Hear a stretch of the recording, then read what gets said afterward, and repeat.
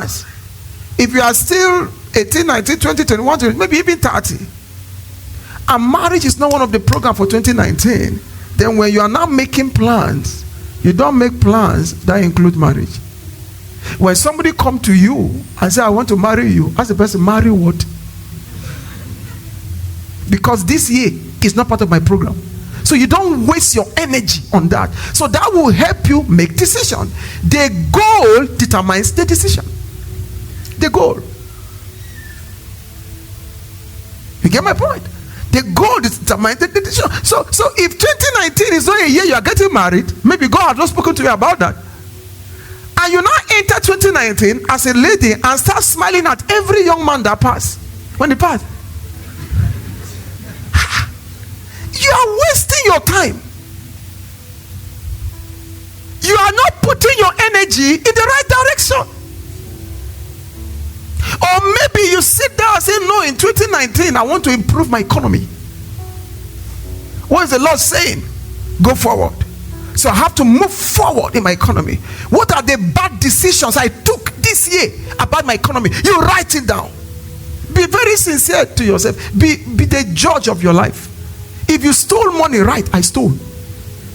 So day I stole. This was not mine. And there's a cost that comes through stealing. So I have touched this cost. Number one, you now go here. I borrowed money, I didn't pay. I am very wicked. The Bible says, owe no one but love. Me, I owe everybody. I am wicked. Number two, debtor. Is somebody hearing me? Number three, lazy. I am so lazy, I snore until 10. When I wake up, I yawn, my mouth opens as if a mosquito wants to enter. Number three, I am a lazy person. When I get jobs, I don't keep them. When they rebuke me in the office, I get angry and I resign. Number 5. Is somebody hearing me? Be sincere to yourself. That's what I'm trying to say. Write it down. The Bible says, if we judge ourselves, we shall not be judged. When you now write everything down to the end, you now begin to check, where do I need to improve? What must I stop doing as I step into the new year? Because if you keep doing the same thing, you will remain in the same place, irrespective of the prophecy, irrespective of whatever God may have said. He has said going forward, you will go backward 20 times if you don't know how to make decisions. By the time you hit December 2019, you are asking, where is the prophecy? It isn't. You have swallowed it. You refuse to make decision. Is somebody hearing me? Do you know that those of us that heard the word of the Lord telling us in January last year, greater things, we saw greater things. Me, I saw. I make decisions. You see, when God speaks a word of promise, if you don't make the proper decision, you defeat the promise. Decision making is important to the fulfillment of promises. Decision making, you can write it down, is very important. It plays a major role in the fulfillment of divine promises. Decision making. Yes, the word of the Lord will not return to him void, but you must make a decision to line up with it. Is somebody hearing me? Write this down also. Decisions are the greatest determinants of destinations, both in time and eternity. Decisions are the greatest determinants of destinations. Decisions. They are the greatest determinants of destinations, both in time and eternity. Both in time and eternity. Decisions. If you look at Genesis chapter 4, God instructed Cain and Abel to bring an offering to him. Abel listened to revelation and knew that the offering he must bring at Passover must reflect the image of Christ. So he brought a lamb. Behold, the Lamb of God that took away the sin of the world. Cain never listened to revelation.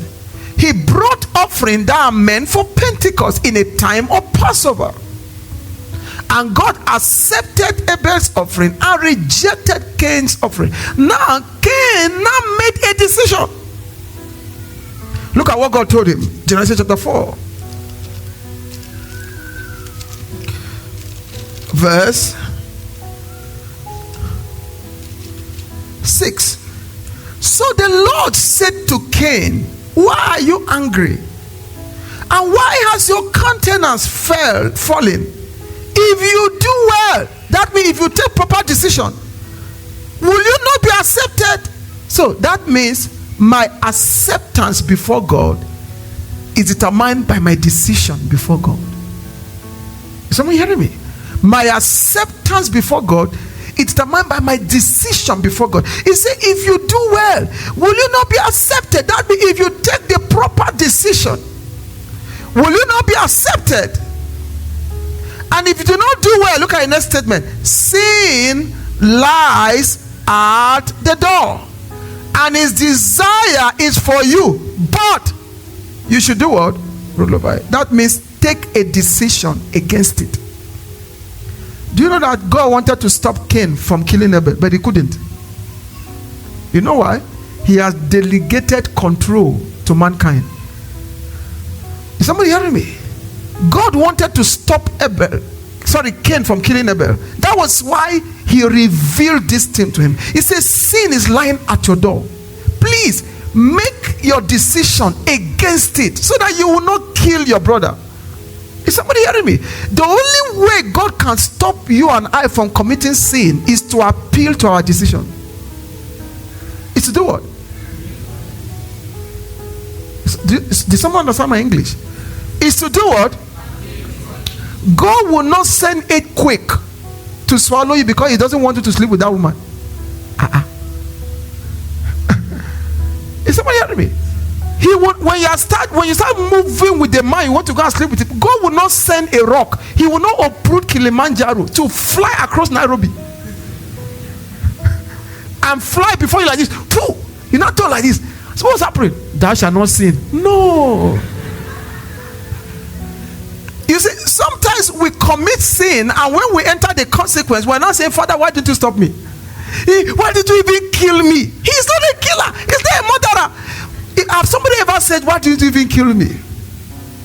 Why do you even allow me to go here? Why do you? No. The only way he can persuade you and I not to sin is to appeal to our decision. Sin lies at your door. Please decide against it. That was what he did to Cain. Is somebody hearing me? When God speaks to us, is to improve our decision making.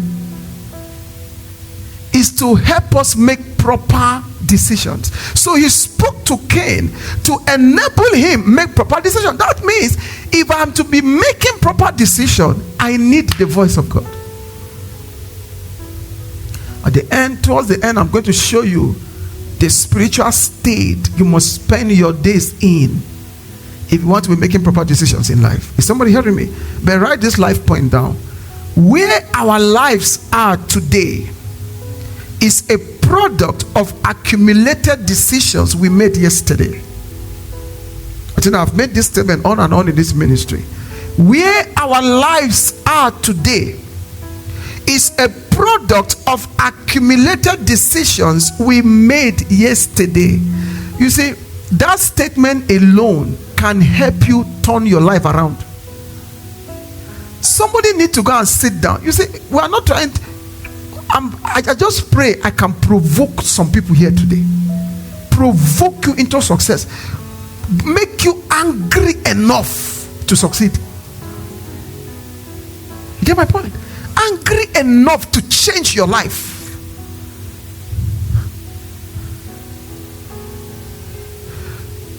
Look at that statement again. Say with me, where my life? That is so weak. Say, where my life is today is a product of accumulated decisions that I made yesterday. Say it again. Where my life is today is a product of accumulated decisions that I made yesterday. Now, where is the devil in that thing? No, wait. Where is Satan? Say again, where my life is today is a product of accumulated decisions that I made yesterday. is not a product of demonic attack. It's a product of decisions. You see, there's a realm you get to in God that you see how weak the devil is. Do you know that the church today have given him so much power that he did not have? Many things we claim he did, he never did it. He can't even do it. For instance, do you see the flood of Noah? Satan cannot cause it.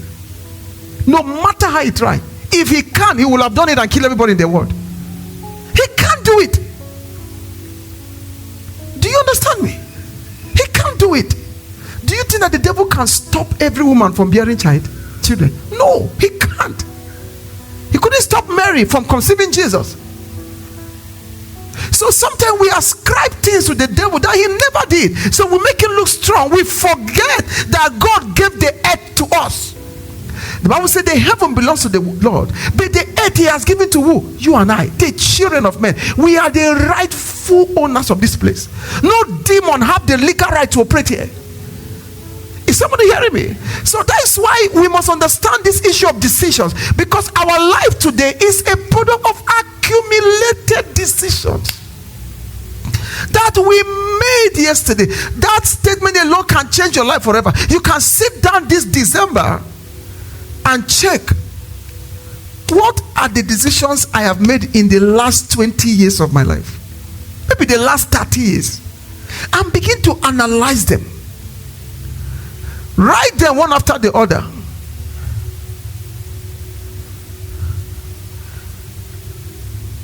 I hear some people breaking the curse of single motherhood. So me stupid. How is it a curse? You saw a man, your body became hot. I don't know what he said to you or what you responded, but I know you became pregnant. And the next thing, you have a child. Some children. You now blame a cause. You made a decision. You made a decision to sleep with that man. Why he has not put a ring in your hand? He has not matched you to the altar. He has not called you wife. You open your legs. It's a decision you took. Are you angry? Come on, be angry. That's what I want. You see, that's what I want. If you are smiling, it means I've not fulfilled my ministry today.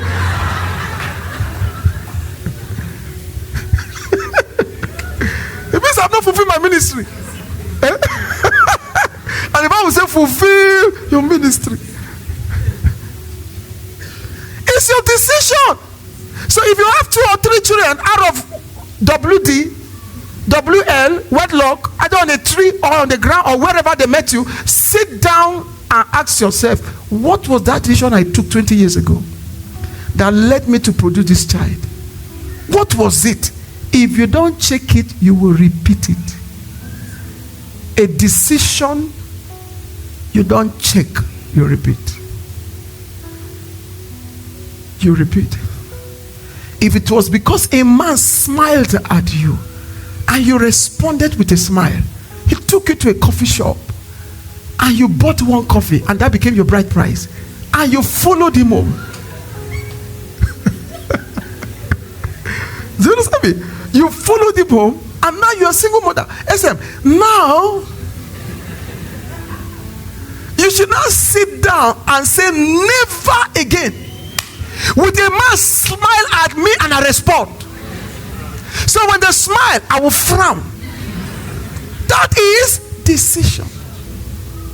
And that will help you not to repeat it. If you were on Facebook or any book and a chat began, I love you, I like you.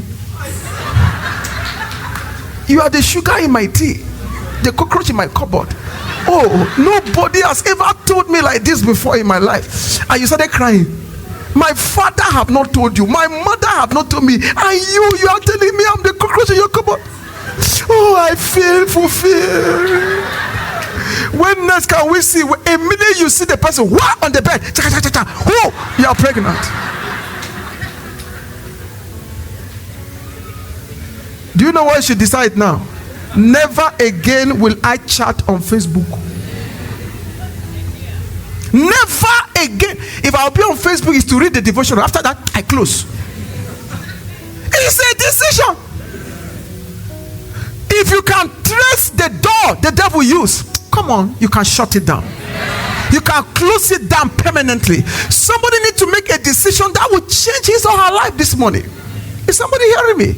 One man came one day, was telling me, I just began a relationship with a woman, and before I know it, before I could wake up, we have 3 children. Shut up! Before you could wake up, who are you talking to? I didn't know the devil that pushes me. What devil? Shut up! Her breast push you. Her face and hips push you, and you push everything. And now you push everything. You push, and you push. And now he has 3, you have 3, and you are not saying devil. You are calling the woman a winch. They should slap you. She's not a winch. She is just beautiful. You could not control your appetite for sex, so you are not calling her a winch. They should remove your teeth with slap. And make a decision. See